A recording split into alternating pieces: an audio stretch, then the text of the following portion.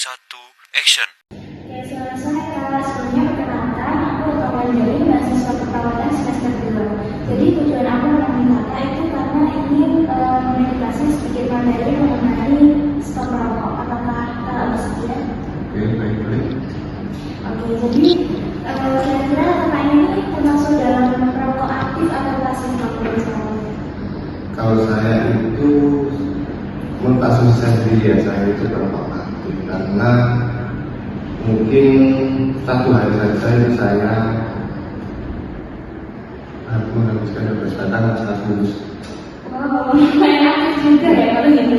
Oke, bayangkan besok pagi itu Kakak bangun, tubuh terasa ringan, terus nafasnya lega, dan Kakak itu juga beraktivitas tanpa batuk atau ngos-ngosan.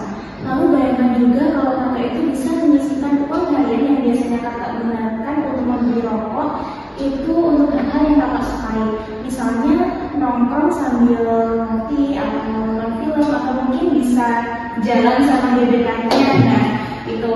Jadi sekarang coba kita coba sebentar. Kapan terakhir kali Kakak itu merasa atau berpikir kalau rokok itu nggak baik buat tubuh Kakak? Saya itu sekian melihat iklan rokok di televisi di jalan Sunan di atas itu mesti begitu karena saya ada labelnya rokok itu umum. Sudah ketika saya pas lagi beli rokok, ini karena nggak sehat. Kenapa kok pada beli gitu? Iya. Ini. Oke, jadi Kakak ini memang sudah apa ya? Sebenarnya ada kesadaran diri, tapi kok susah gitu ya? Ada niatnya mau Beli gitu ya. Iya. Oke, mungkin Kakak itu sudah sering mendengar kalau rokok itu memang berbahaya. Tapi beberapa dari kita itu memang yang benar-benar memikirkan bahayanya serius itu kan masih minim sekali ya. Nah, kita itu sering menyebutnya mungkin cuma rokok. Makanya itu yang bisa menjadi faktor kalau mungkin Kak Jesa itu kan cuma rokok sebatang, 2 batang, jadi it's okay gitu aja ya. Padahal kalau Kak Jesa tahu dalam sebatang rokok itu ada lebih dari 7.000 bahan kimia berbahaya. Nah, beberapa di antaranya itu ada nikotin.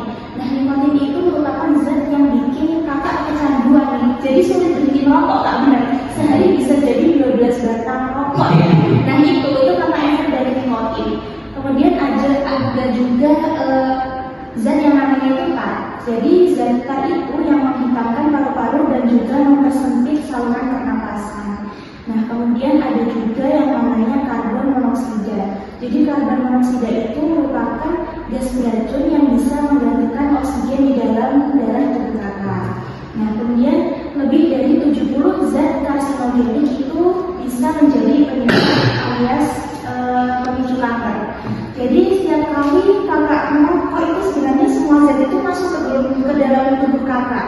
Nah, sekarang coba Kak Jesa tanya ke diri sendiri. Misalnya nih, Kak Jesa itu udah tahu makanan itu beracun, apa Kak Jesa masih mau makan makanan itu? Ya, enggak sih kalau gitu.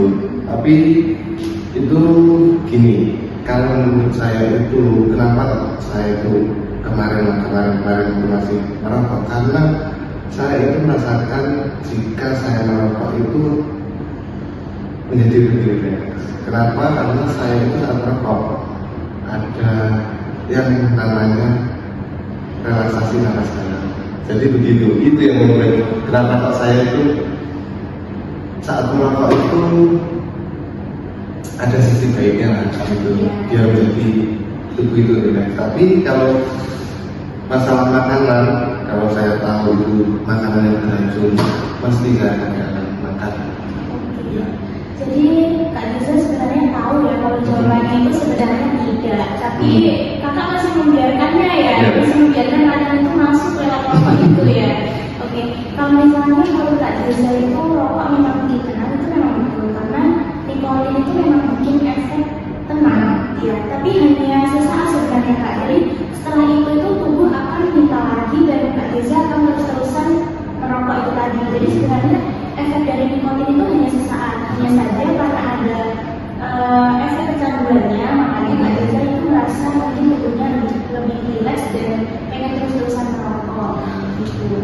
Nah, kalau misalnya Kak Jesa berpikir Kakak itu bisa mengendalikan rokok kan begitu. Oke. Nah dari sedikit perbincangan kita kira-kira tertentu nggak ada di hati Kakak untuk stop merokok?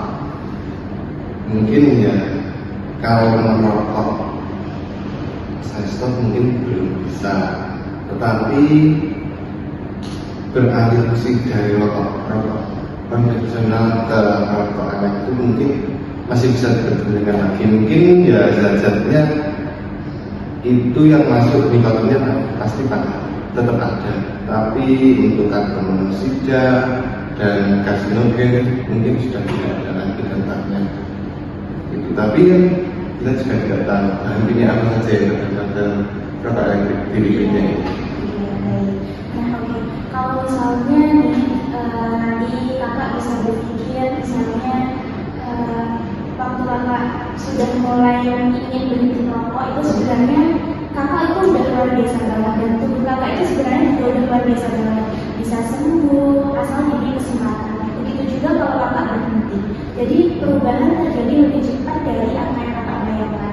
Misalnya nih 20 menit setelah kakak berhenti merokok itu tekanan darah dan juga detak jantung itu mulai bisa kembali normal. Nah kalau 8 jam itu kadar oksigen dalam darah itu juga bisa meningkat Kak, ya. Dan 24 jam itu resiko serangan jantung sudah mulai bisa menurun. 1 bulan itu paru-paru kakak itu sudah mulai pulih dan nah ini kayak berarti sekarang ini juga sudah mulai bisa berkurang Kak.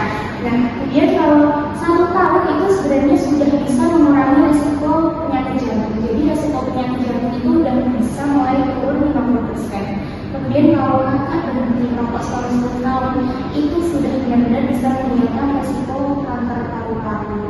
Gitu. Kanker paru-paru saja.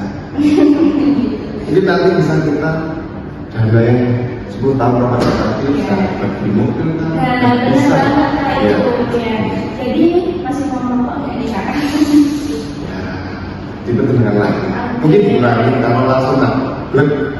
Iya. Ya, merokok itu mungkin ya tubuh nanti mungkin bisa. Iya. Oke. Jadi mungkin nanti kalau kakaknya itu pernah mencoba berhenti merokok tapi gagal gitu ya, itu wajar banget. Tapi bukan berarti kakak itu harus menyerah untuk stop merokok, gitu ya Kak. Jadi oke, biasa itu aja kebenarannya. Terima kasih ya Kak udah mau menyempatkan waktunya. Ya semoga edukasinya bermanfaat ya Kak. Ya, terima kasih.